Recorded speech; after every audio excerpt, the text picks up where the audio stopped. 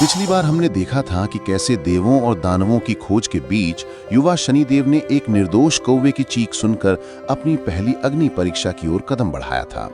आज हम जानेंगे कि कैसे उस अग्नि परीक्षा ने शनिदेव को उनके जीवन का सबसे वफादार साथी दिया और उनके भीतर न्याय की भावना को और भी मजबूत किया। कौवे की चीख सुनकर युवा शनिदेव तुरंत उसी दिशा में दौड़ पड़े। उन्होंने देखा कि एक क्रूर दानव उस निरीह कौवे को अपने शिकंजे में लिए हुए था और उसे खाने की तैयारी कर रहा था। शनिदेव ने क्रोधित होकर दानव को चेतावनी दी। उन्होंने अपनी शांत और गंभीर आवाज में कहा, ओ दुष्ट, इस निर्दोष प्राणी को छोड़ दो और अधर्म के इस रास्ते को त्याग दो। शनिदेव की ये बात सुनकर दानव जोर जोर से हंसने लगा। उसने अहंकार से कहा, तुम कौन होते हो मुझे रोकने वाले? मैं इस कौवे को खाने के बाद तुम्हें भी खा जाऊंगा। उधर अपनी गुफा में माता छाया अचानक नींद से जाग गईं। उन्होंने देखा कि शनिदेव अपनी जगह पर नहीं है। बाहर सूर्योदय होने लगा था और वो डर गईं कि कहीं सूर्य की किरणें उनके पुत्र पर न पड़ जाएं। वो घबराहट में शनिदेव को खोजने के लिए इधर उधर भागने लगीं। जब दानव नहीं माना और शनिदेव को खाने की धमकी देने लगा तो शनिदेव का क्रोध चरम पर पहुंच गया।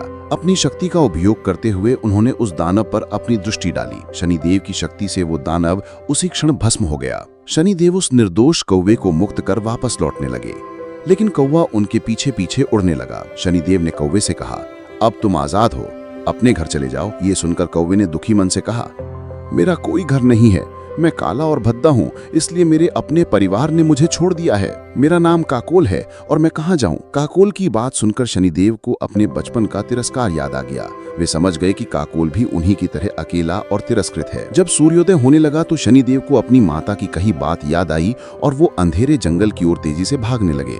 लेकिन काकोल ने उन्हें रोक दिया और कहा, मेरे ऊपर बैठ जाओ, मैं तुम्हें जल्दी सुरक्षित स्थान पर पहुंचा दूंगा। शनिदेव काकोल के ऊपर बैठ गए और कौवे ने अपनी तेज उड़ान से उन्हें पलक झपकते ही जंगल के सबसे घने हिस्से में पहुंचा दिया। जंगल में पहुंचते ही शनिदेव को माता छाया मिल गईं, जो उन्हें ढूंढ रही थीं। माता छाया ने अपने पुत्र को डांटना शुरू कर दिया। उन्होंने कहा, तुम बिना बताए कहाँ चले गए थे? तुम जानते हो सूर्य का श्राप तुम्हारे लिए कितना खतरनाक है। शनिदेव ने अपनी माता को शांत किया और अपनी गलती मानते हुए कहा, मुझे माफ कर दीजिए माता, लेकिन उस समय किसी को मेरी जरूरत थी। शनिदेव की ये बात सुनकर माता छाया का दिल भर आया।